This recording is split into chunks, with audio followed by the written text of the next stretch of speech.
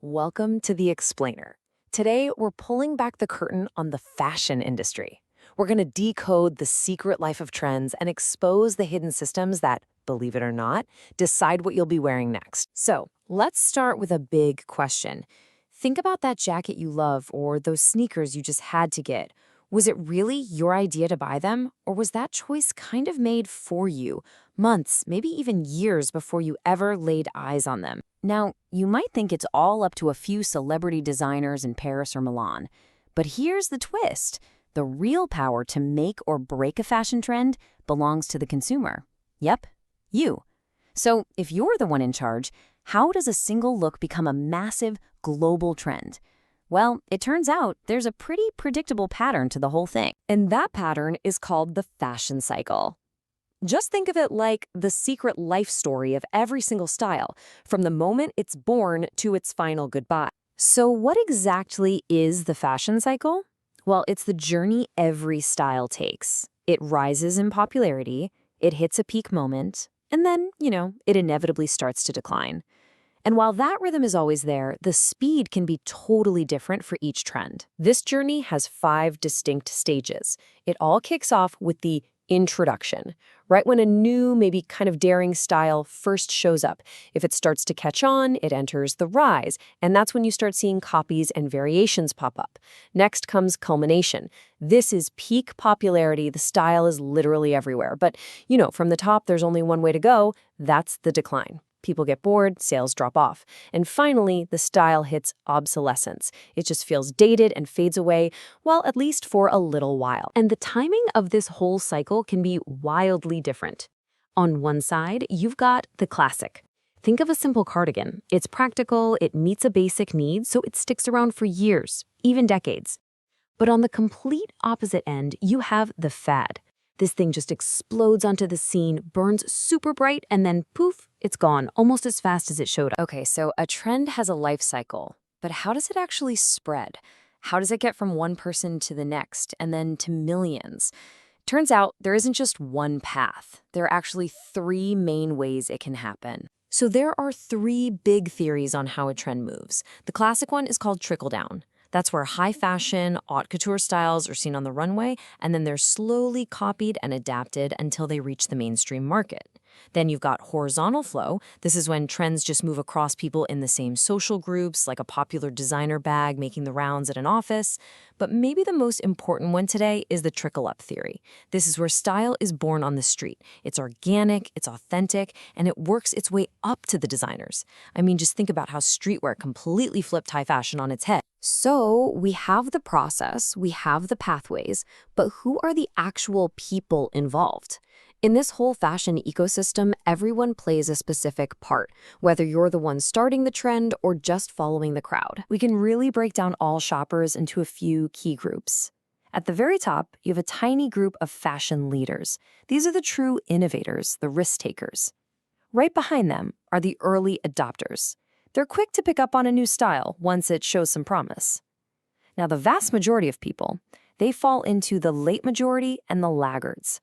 These are the folks who only adopt a style once it's completely mainstream, or maybe even on its way out. But there is one other character worth talking about, the fashion victim. One expert puts it perfectly, saying this is someone who blindly follows a brand without any discernment and any analysis. It's such a good reminder that having real style isn't just about chasing trends. It's about making your own choices, not just blindly following a label. Okay, this all leads us to the biggest question, right? We've got this cycle, we've got these paths, we've got all these different players. But what keeps the whole engine running? Why does fashion never ever seem to stop changing? The answer is actually pretty simple.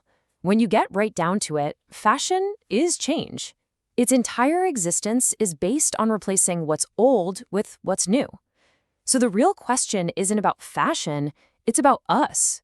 What is it about people that creates this constant need for something new? And it all comes down to some really basic human psychology.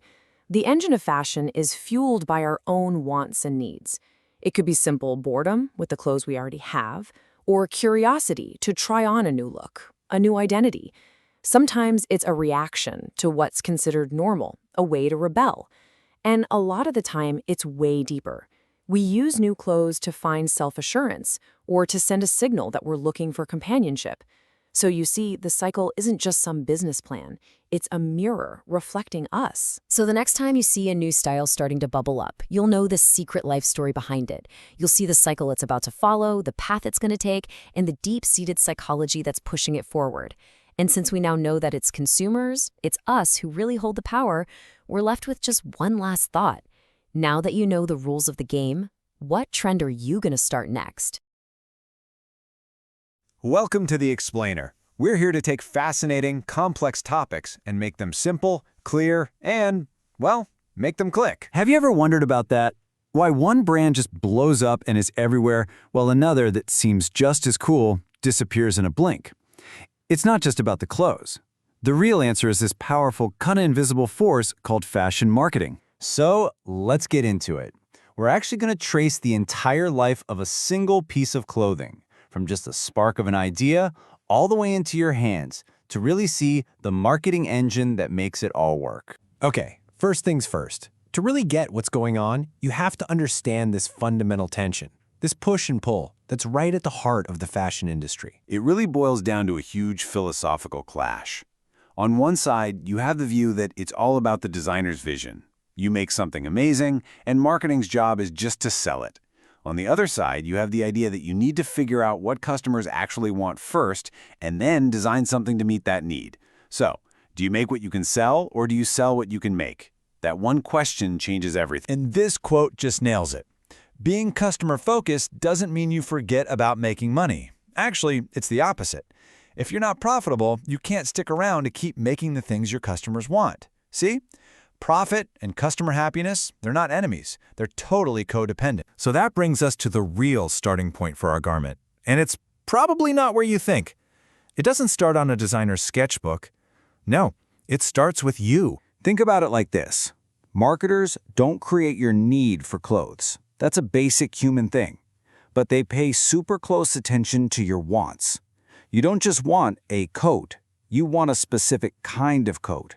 Their whole job is to take that want and turn it into a demand by making a product that's so appealing and at just the right price that you're ready to buy it right now. So how in the world does a giant brand feel like it knows exactly what you're looking for? It's not magic. It's a technique called market segmentation.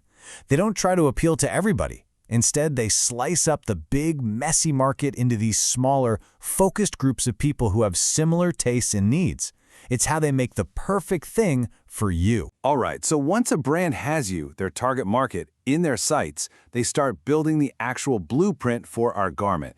And they use this legendary framework called the marketing mix, but pretty much everyone just calls it the 4 Ps. P number 1 is the product. This is our piece of clothing. But listen, every single thing about it is on purpose. The exact shade of blue, the quality of the fabric, the way the zipper feels, it's all been carefully crafted to be exactly what that target customer is looking for. Next up, price. And this is a super delicate dance. The price has to feel right to you for what you're getting, but it also has to be high enough for the company to, stay in business. Too high and you walk away. Too low and they can't make any more. The third P is promotion. Now, this is the stuff we see all the time. It's the Instagram ads, the magazine spreads, the huge billboards. It's all about telling the story of the garment and making you feel that little spark, that I want that feeling. And finally, place. And honestly, this might be the most underrated of all 4. Because think about it. You can have the most amazing product at the most perfect price, but if it's not where your customer actually shops, whether that's a specific store in the mall or an easy-to-use website, then it's all for nothing. It just won't sell. Okay, so our garment is ready to go. It's designed, it's got a price, there's a whole ad campaign behind it. It's ready to hit the marketplace. But not all marketplaces are the same. Not by a long shot. The fashion world basically works on 3 different levels. Way up at the top, you have haute couture. These are like priceless, one-of-a-kind works of art made to order. Then you have designer wear or pret-à-porter, which takes those big ideas and turns them into high-quality clothes you can actually buy off the rack. And then you have the mass market. This is where most of us live and shop, with affordable versions of the hottest styles. Now get this. This is what's wild. With all the attention the runways and red carpets get, You'd think that's where the money is, but it's not. Not even close. Haute couture is a tiny, tiny piece of the pie. The real engine, the place where almost all the profit in the industry is made, is the mass market. So our garment has traveled all this way, and now it's reached its final stop. And this is where it meets the single most important, most powerful person in the entire system. See, a designer can create a style, like a certain cut of jeans, but it only becomes a fashion when a whole bunch of us, the consumers, decide we like it and start buying it. Your decision to buy something or to leave it on the rack is literally the final vote on whether it succeeds or fails. I absolutely love this metaphor because it's so true. Imagine the entire fashion industry is a long train.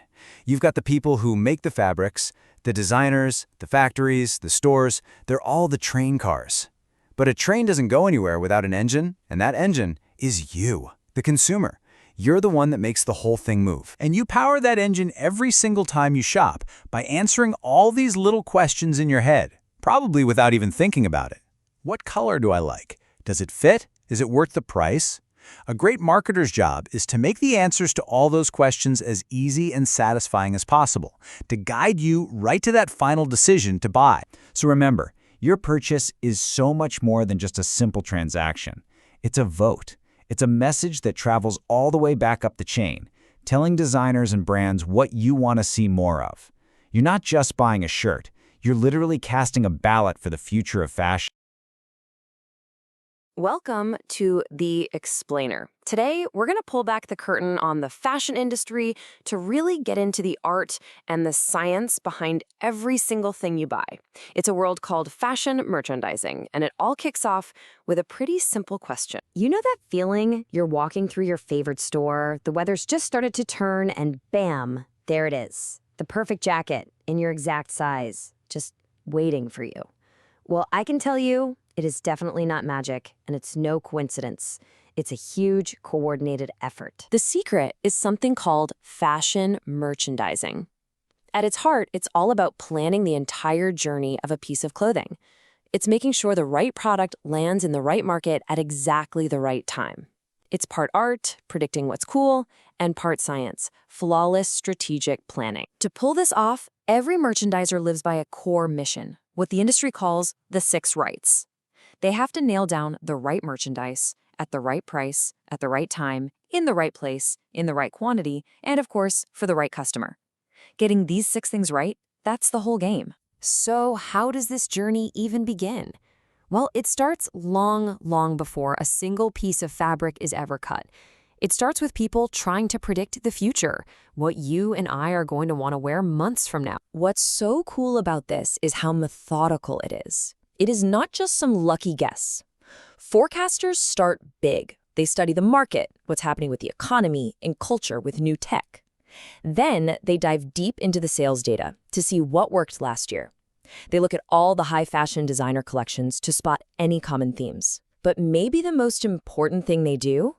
They watch street fashion. They look at what real people like you are actually wearing out in the world. And they have to do all of this at lightning speed. Get this, the average lifespan of a big fashion trend today is just 5 months. 5! Not that long ago, it was over a year. That kind of speed puts a ton of pressure on merchandisers to get those predictions right, and to get them right now. Okay, so a trend has been spotted, but how does a cool idea turn into an actual shirt that you can buy? Well, that's the next part of the journey, from a concept to a full collection. Every single product follows this really structured path. Let's take an example, say a heavy embroidery top. It all starts as just an idea. Then it gets screened. Is this actually gonna make money? If it passes that test, the concept gets fleshed out with real designs and materials.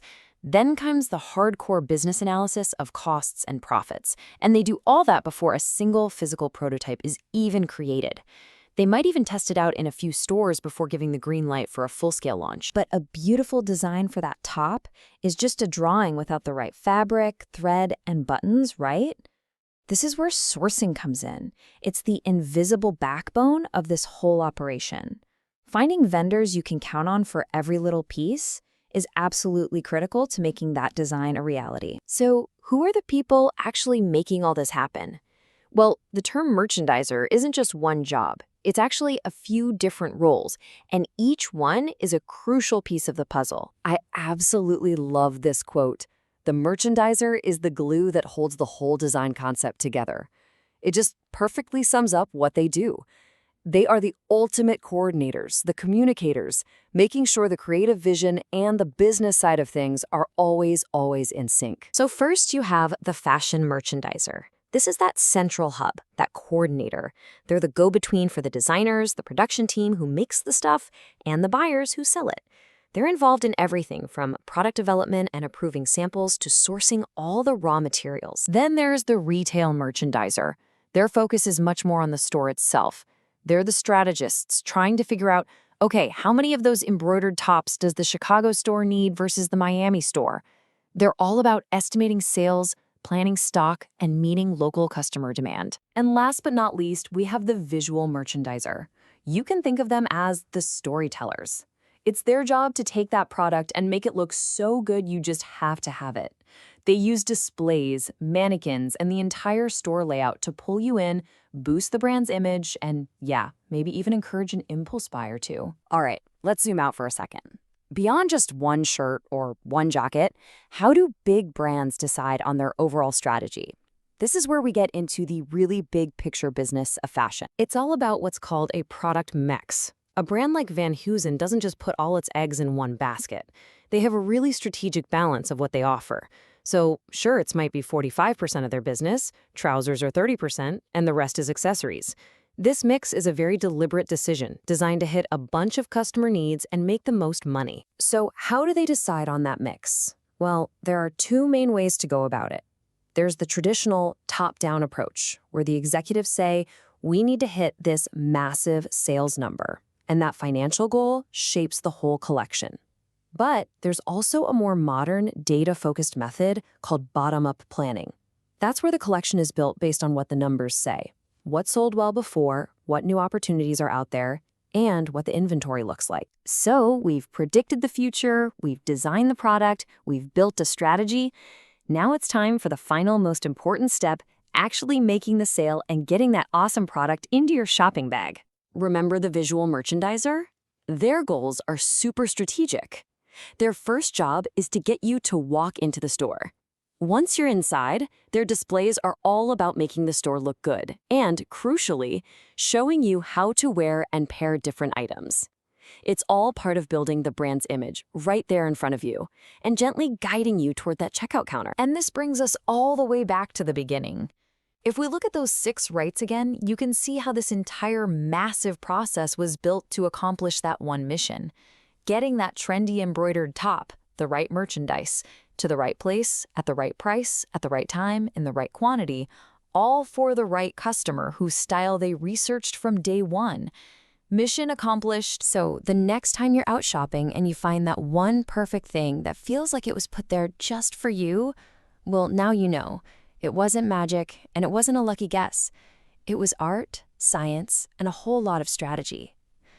Now that you know the real science behind the style, what will you see the next time you go shopping? Welcome to The Explainer. Today, we're pulling back the curtain on the fashion industry to meet a real unsung hero, the person who brings your clothes to life. We're calling them the conductor of the closet. I mean, think about it. You grab a shirt, pull on a pair of jeans, but have you ever really stopped to think about the incredible, complicated journey that garment took before it ended up with you? It is so much more complex than you probably imagine.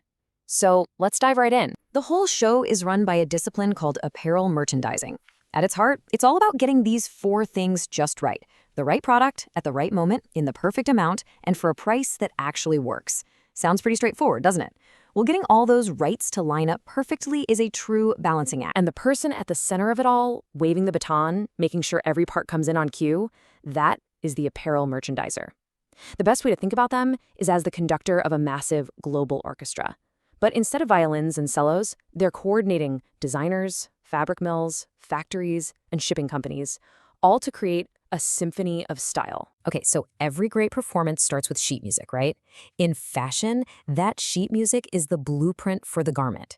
This is the first and maybe most critical act in the whole play, where a simple idea gets translated into a real plan that a factory can actually use. And that brings us to a really important distinction: the what versus the how. A buyer sends over a purchase order. That's the what. We want 10,000 blue shirts and we need them by March. But the merchandiser is the one who creates the tech pack, and that is the how. It is the super detailed, non-negotiable recipe for making that exact shirt. And the level of detail in a tech pack is just astounding. We're not talking about use blue fabric. Oh no. We're talking about the exact Pantone color code for the blue, the fabric's specific weight in grams per square meter, the precise type of stitch for the collar, the placement of a logo down to the millimeter. This document leaves absolutely nothing to chance. Now, before the big performance, any good orchestra rehearses. In the world of apparel, these rehearsals are samples, and they make a lot of them. Each one has a very specific job. Does it fit right on a person? That's the fit sample is for. Does it look good for the website photos? That's the photo sample. The process is so meticulous.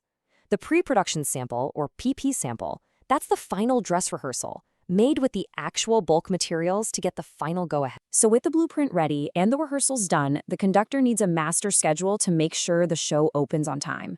For our merchandiser, this is the time and action plan, usually just called the TNA.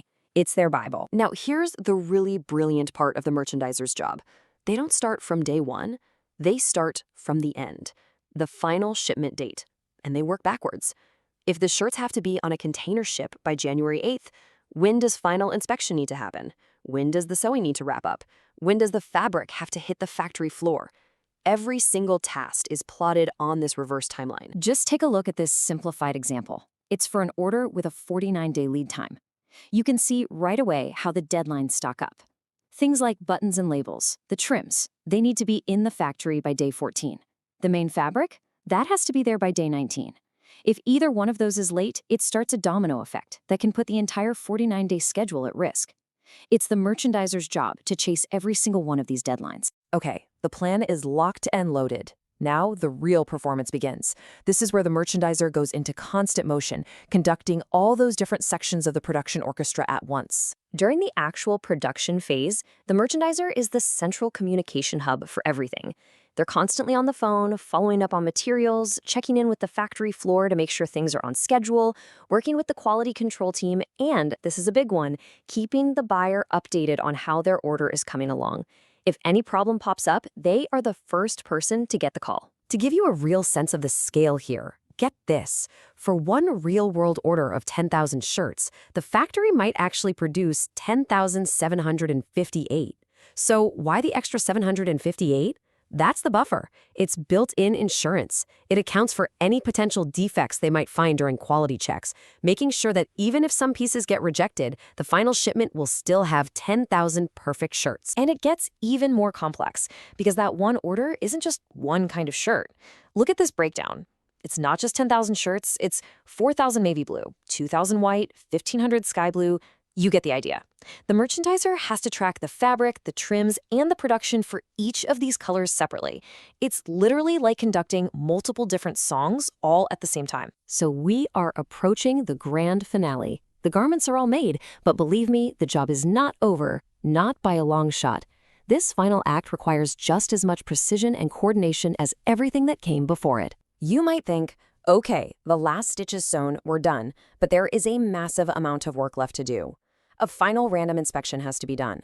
The merchandiser has to make sure every single garment is packed exactly how the buyer wants. The right fold, the right poly bag, the right markings on the cardboard box. Then they have to coordinate with the shipping department and get all the complex documents ready for export. It's a huge checklist. There's a quote from one of our sources that just perfectly captures this entire role. A merchandiser is the fulcrum in the organization, balancing quality, price, and delivery simultaneously. They really are that central pivot point that the whole operation rests on, always balancing the buyer's demands, the factory's reality, and that absolute non-negotiable deadline. And that's really who an apparel merchandiser is. They're the invisible force, the silent conductor who orchestrates an incredibly complex global process, all to create the clothes that we wear every single day. So maybe the next time you pull on a t-shirt, you'll think about the invisible conductor who made it all happen. All right, let's talk about shopping. We're going to pull back the curtain on the world of retail and really get into the hidden language that shapes pretty much every single shopping trip you ever take. You know that feeling, right?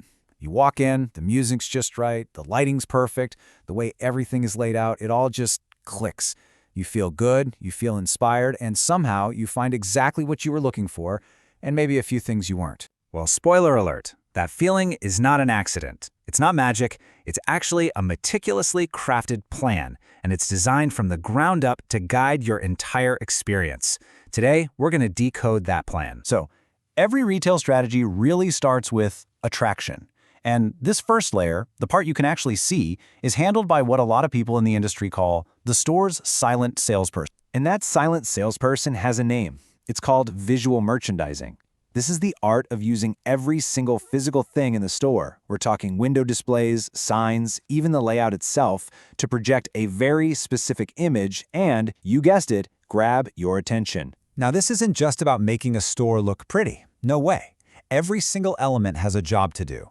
It's got to tell the store's story, make it stand out from the competition, but it's also working on you, the customer, teaching you about the products, making it super easy to find what you need, and, of course, building up that excitement for a new collection or a big sale. But, you know, a store's look and feel, that's really just the surface. So what's driving all those decisions? Now we're going to go a little deeper and find the hidden brain behind the whole operation. And this quote right here, it really nails a critical distinction. Merchandising is not just a fancy word for buying stuff for the store. It is a massive integrated process that connects almost every part of the business, all the way from the supply chain to the checkout counter. So if visual merchandising is the art, then retail merchandising, well, that's the science. This is the strategic brain. This is where the company plans and develops entire product lines. It's where they answer the huge make-or-break questions. What are we going to sell? For how much? In what styles? And maybe most importantly, when are we going to sell it? And this chart just shows you how central it all is. I mean, sure, you've got store operations, marketing, finance. They're all absolutely vital. But merchandising is often the biggest single function. It's the engine that's responsible for the entire life of a product, from the first idea to the final sale. So how does the strategic brain actually work? How can a store possibly predict what you're going to want months from now? Well, the answer is in a really disciplined 5-step process. You'll notice it all starts and ends with the customer. The whole cycle kicks off by analyzing what consumers need and want. That data then fuels the plan for what to get, how to price it, and where to send it. Only then does it finally show up in the store. But the most important step is that last one. Get the sales data, get the feedback, and feed it right back into the start of the process. It's a loop that never, ever stops. To make this totally real, just think about a sweater. The plan for that sweater you might buy next fall, it didn't start last week. It started months and months ago when a merchandiser was deep in the data, analyzing trends to decide on the perfect type, size, color, and fabric that they believed you would want. A huge piece of that planning puzzle comes down to two key ideas: width and depth. Think of width as how many different kinds of things a store sells, like shirts, pants, and shoes. Depth is all about how much choice you have in just one of those categories, like, say, 20 different styles of jeans. Getting that balance right is everything for a retailer. And this balance leads to two classic strategies. A store can go narrow and deep, focusing on just a few product lines but offering a ton of variety. That's your specialty running shoe store. They don't sell much else, but they've got every shoe you can imagine to build loyalty with serious runners. The opposite is wide and shallow. Lots of different kinds of products, but not a lot of choice in each. And that's your classic convenience store, right? It's built for one-stop shopping. So who is the person steering all of this? The merchandiser. They have to be a master of wearing a bunch of different hats. One minute, they're a researcher digging into your buying habits. The next, they're a planner forecasting the future. They're a coordinator managing suppliers, a controller watching the profits, but they're also a leader, training staff on the products and motivating the whole team to make the vision happen. Okay, let's bring this all together. How does all this high-level backstage strategy actually create the different kinds of stores we walk into every single day? This is where it all clicks. That narrow and deep strategy we just talked about, that creates the specialty store. The wide and shallow approach, that gives us the convenience store. And if you go both wide and deep, you get the classic department store. The plan behind the scenes literally dictates the kind of store you walk in. So really, the most important thing to take away from all this is simple. Nothing in a retail store is random. Every single detail, from the products on the shelf to that display in the window, it's not just a choice, it's a decision. A decision driven by a strategy that was probably set in motion months or even years ago. So I'll leave you with this challenge. The next time you walk into a store, any store, try to see the strategy. Ask yourself, is it narrow and deep or wide and shallow? What story are the visuals trying to tell you? Because now that you know the hidden language of retail, I guarantee you'll start to see it everywhere. Thanks for tuning in. Have you ever really looked at a simple t-shirt and wondered how it actually got to you? I mean, it seems so basic, right? But behind that little tag is this whole hidden world of high-stakes decisions, global logistics, and some seriously strategic planning. So today, we're going to pull back the curtain on the secret life of your clothes. All right, let's just jump right in. Picture this. You are a designer. You've sketched out the absolute perfect jacket. The design is locked, the concept is brilliant, but now what? You're facing the single biggest challenge. How do you take this drawing and turn it into a real, physical product that people can actually buy? This, right here, is where the real work begins. The answer to that huge question comes down to one single, really powerful word: sourcing. Sourcing is the whole process of figuring out how and where your product is going to get made. And it's not just about, finding a factory. Think of it as the strategic bridge that connects your brilliant idea to the finished garment in a customer's hands. So where do you even start? Well, the very first fork in the road is this classic business dilemma. Do you make the product yourself, or do you buy it from someone else who can make it for you? And this isn't just some simple choice. It's the foundational decision that is going to shape your entire business. Okay, so choosing to make it yourself is all about control. If you've got a top secret design or maybe a special technique that you just can't risk anyone else learning, you build it yourself. But for a lot of brands, especially smaller ones, it just makes way more sense to buy, or as we usually call it, outsource. This lets you tap into specialized skills you don't have, or frankly, just find a cheaper way to get it done. It almost always boils down to a strategic calculation. What's more important to you, cost or control? And here are the stakes laid out plain and simple. Insourcing, that's the make option, gives you the ultimate control over everything.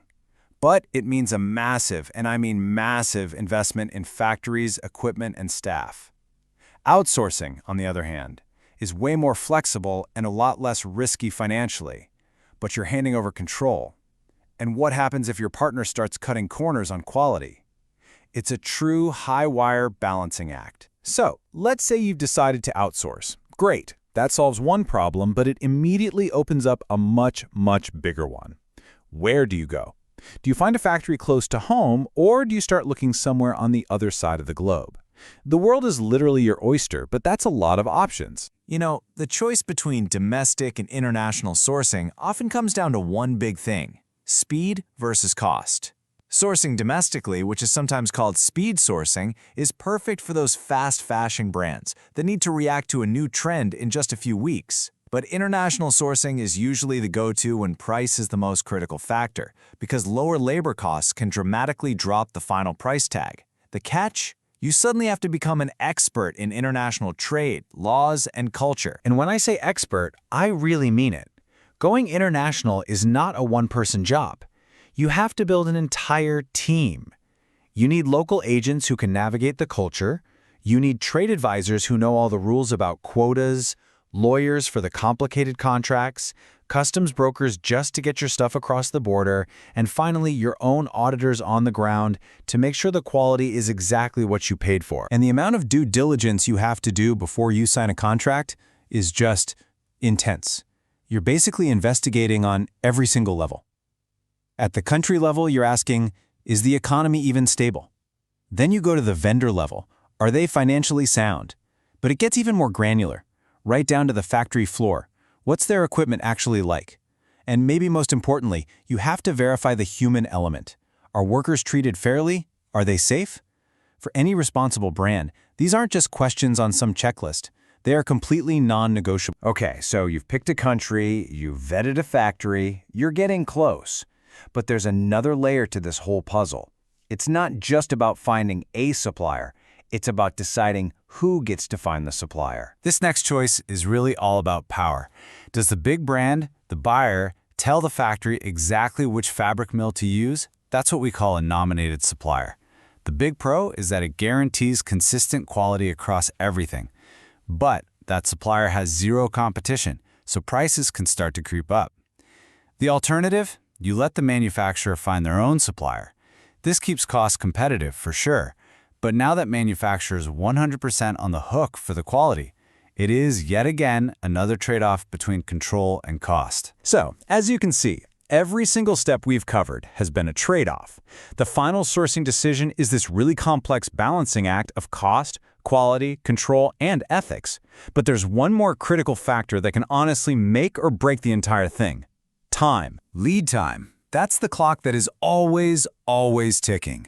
It's the total time from when you place an order to when you actually receive the goods. And it matters a lot. Just look at this. For one type of fabric, sourcing it domestically might take 30 days. Sourcing that same fabric from overseas could take 45. In the fast-moving world of fashion, that 2-week difference can be the entire margin between catching a trend and missing it completely. And here's another huge real-world constraint you have to deal with: MOQ. That stands for minimum order quantity. See, a factory can't just fire up its massive, expensive machines to make, like, 10 jackets.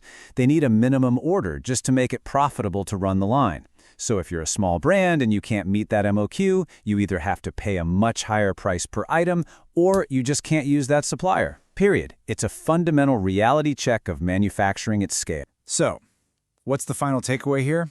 It's that the best partner isn't just the cheapest one. Their ability to produce quality stuff consistently depends on so many things: the skill of their workers, their technology, their reliability. The ultimate goal, the holy grail, is to find that one partner somewhere in the world who can perfectly balance every single one of these variables to deliver the right product, at the right price, at precisely the right time. And that brings us right back to the clothes hanging in your closet. The next time you see a label that says Made in Vietnam or Made in Portugal, you'll know it's not just a place. It's the final result of this long, invisible chain of decisions: make versus buy, domestic versus international, nominated supplier versus non-nominated, speed versus cost. That simple tag represents a global story of strategy, risk, and calculation. Makes you wonder, what other hidden stories are hanging in your closet? Welcome to The Explainer. Today, we're doing something we've all wondered about. We're going to peel back the layers on a price tag and find out what our clothes really cost to make. You've been there, right? You're in a store, you pick up a pretty standard shirt, you glance at the price, and you just think, really? For this? Where does that number actually come from? Well, today we're going to find out. We'll use a regular men's shirt as our guide. So here's the game plan. We'll start with the basics, the anatomy of a price. Then we'll get into the biggest cost, the fabric. After that, we'll follow the shirt to the factory floor, check out all the little details, factor in shipping, and finally, see how it all adds up. All right, first things first. Before we can build up the price of our shirt, we need to understand the one core idea that the entire apparel world runs on. It's called garment costing. So, garment costing, it sounds a little technical, but it's actually pretty simple. It's the step-by-step process of adding up every single expense, from the raw cotton all the way to the final pressed shirt. We're literally building the price from scratch. So, where do we start? Well, with the biggest piece of the pie, of course. For any piece of clothing, that's almost always the fabric itself. And get ready for this, because this is probably the most important thing to know. For a typical garment, the fabric alone makes up a massive 60 to 70% of the total production cost. Yeah, you heard that right. Everything else, the sewing, the buttons, the shipping, all of it has to squeeze into that little 30% slice that's left over. And you know, the cost of that fabric isn't just one number. It builds up. You start with the cost of the raw yarn, then you add the cost to either knit it or weave it into cloth. Then you tack on the price of dyeing it the right color. And finally, you add any special finishing, like making it feel softer. Each step adds to the final bill. Okay, so for our example shirt, after all those steps, the cost for the fabric comes to 128 rupees. That's our foundation. Let's walk that number in. Right, we've got our fabric. But fabric isn't a shirt, is it? Now we head to the factory floor, where we run into a really important industry term, CMT. What's CMT? It stands for cutting, making, and trimming. Basically, it's the price you pay for all the human labor and factory time needed to turn that flat piece of cloth into a wearable shirt. Think of it as the factory's service fee for doing all the hard work. And that making part? Whoa, it's way more than just sewing. We're talking about cutting the patterns precisely, fusing linings into collars and cuffs to give them structure, pressing it multiple times, all the finishing touches, and then, of course, the final inspection and packing. It's a ton of skilled work. All that work, all those different steps, adds another 40 rupees to the cost of our shirt. So let's do the math. 128 for fabric plus 40 for CMT, our running total is now up to 168 rupees. But hold on, a shirt is more than just stitched together fabric. What about all the little things? The buttons, the labels? This is where the trims and accessories come into play. Trims are pretty much everything but the main fabric. We're talking buttons, the sewing thread itself, any zippers or elastics, all the different labels, and even the cardboard and plastic used to pack it nicely. They seem small, but they add up. And just stop and think about the labels for a second. There's the main label with the brand name, there's the care label with all the washing instructions, and there's the size label. Every single one is a separate little item with its own cost. So for our shirt, when you add up the cost of 12 buttons, all the thread, the special lining for the collar, 4 different tags and labels, plus the packing stuff, all those little details tack on another 20 rupees in 28 pices. Okay, our shirt is officially made. It's inspected, folded, and packed. But it's still sitting in a factory, probably thousands of miles away. Now we got to get it to the store, and that means shipping costs. And right here, the brand faces a big choice. They can ship by sea, which is way, way cheaper, but takes a month or more, or they can fly it, which is super fast, only a few days, but costs a fortune. It's a constant battle between saving money and getting new styles into stores quickly. For our shirt, let's assume they made the economical choice and put it on a boat. Spreading that cost out over thousands of shirts, it adds just about 4 rupees per piece. All right, this is the moment of truth. We've got all our puzzle pieces, the fabric, the factory work, the tiny details, and the journey across the ocean. Let's put it all together and see what the final number looks like. So here we go. We add it all up. 128 for the fabric, 40 for the CMT, 20.28 for the trims, and 4 for shipping. The grand total to physically produce this one shirt is 192 rupees and 28 paise.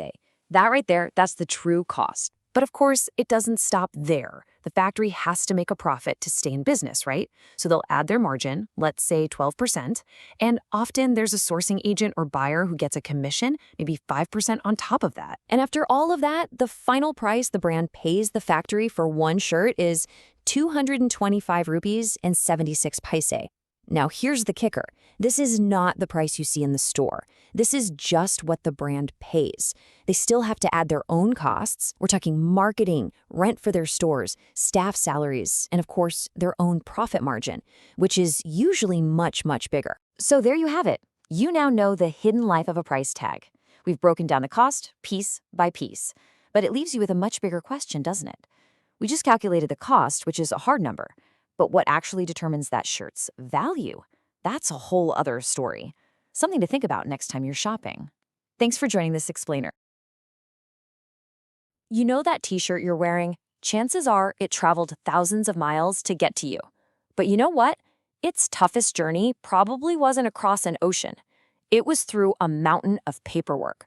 So today, we're going to pull back the curtain on the invisible system of documents that makes all of global trade even possible. Okay, so imagine this. You're a designer, an entrepreneur. You've got a fantastic line of t-shirts. Your brand is blowing up, and then bam, you get that email, your first huge international order. The feeling is just electric. But then, a second later, that excitement turns into, oh, wait, now what? How do you actually get 1,000 t-shirts from a factory in, say, India, all the way to a customer in New York?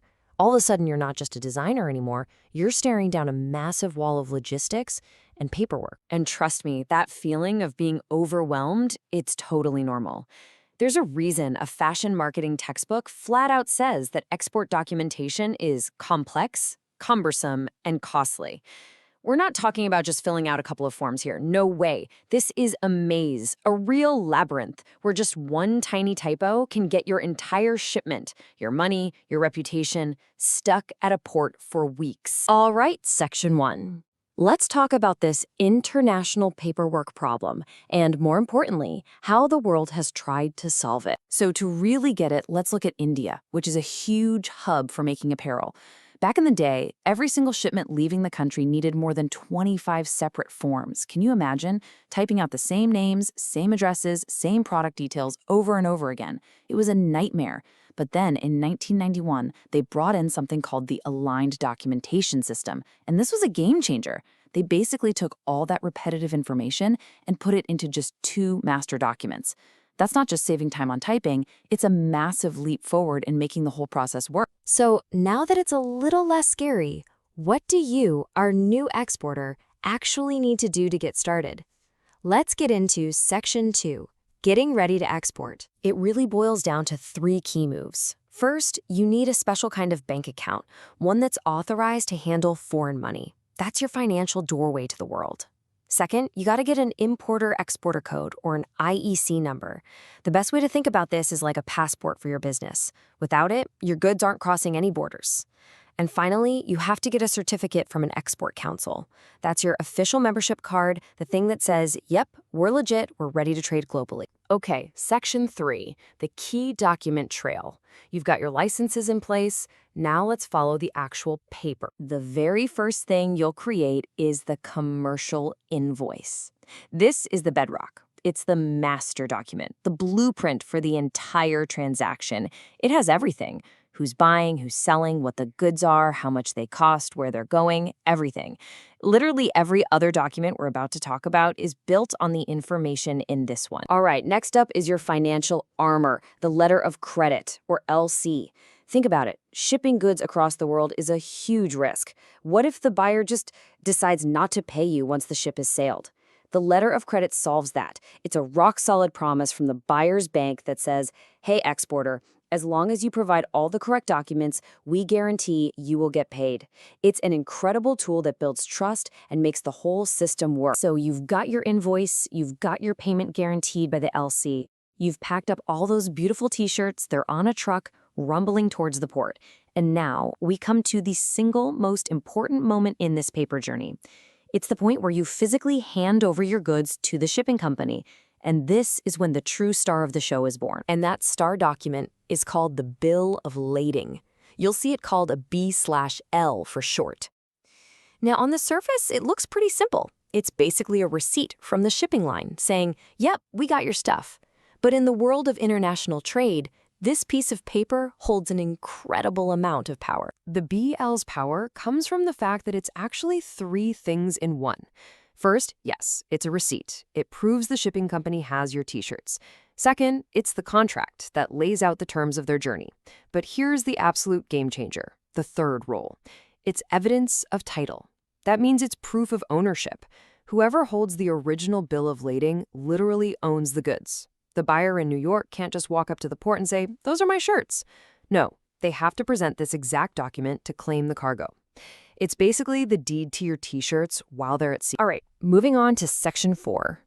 With all these different steps and different countries involved, how on earth does everyone agree on who pays for what? Well, the answer is a totally brilliant system called Incoterms. Think of them like a secret universal code for shipping.